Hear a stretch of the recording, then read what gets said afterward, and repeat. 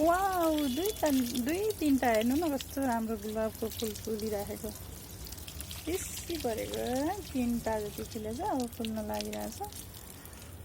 यो चाहिँ घन्टी फुल यो बिचरा पानी नभएर सुकेर यस्तो यो चाहिँ कस्तो राम्रो कि यो पानी अमला यो मैले टिचिङ हस्पिटलबाट माली दाइसँग मागेर ल्याएर रोपेको यस्तो राम्रो भएछ कि इसी परेछ कि मलाई यस्तो खुसी लागेछ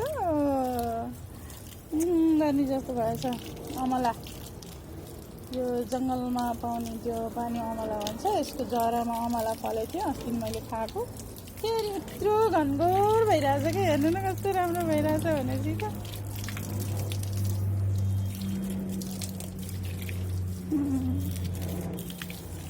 यो पनि राम्रो भएछ यो पनि मैले ल्याएर रोपेको यो एलोभेरा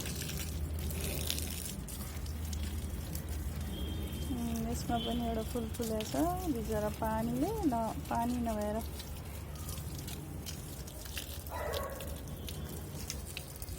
कति सुक्खा लागेछ बिचराहरूलाई एकदम माया लाग्छ मलाई फुलको म चाहिँ फुलको चाहिँ पाराखी नै हो एकदमै सानो गमलामा भए पनि रोप्ने यो एलोभेरा मैले पोखराबाट ल्याएको एकजना मान्छेले बिचारा माटो साटो ल्याएर गमलामा रोपेको थियो यो एलोभेरामा धेरै कहानी छ सानो बिरुवा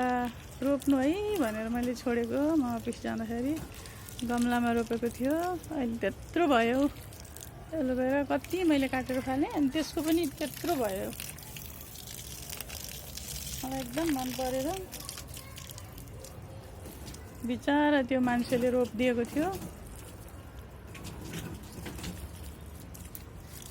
मैले माया गरेर राखेको छु त्यसले रोपेको भनेर बिचारा त्यो मान्छेले रोपेको थियो यो रोपिदिनु है मलाई मनपर्छ भनेर मैले छोडेको थिएँ अनि रोपेर राखिरहेको थियो मलाई माया लाग्छ यो फुलको मैले उताबाट पनि यतै ल्याएर आएँ गमला पनि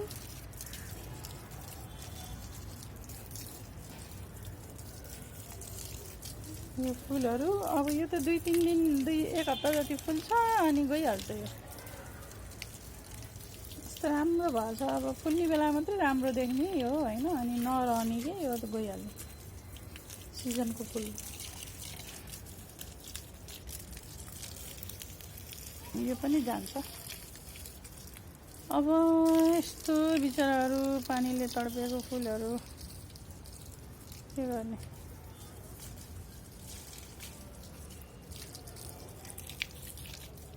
मायाको बारीमा प्रीतिको फुला मायाको बारीमा प्रीतिको फुला सँगाले राखेको कुसुमे रुमाल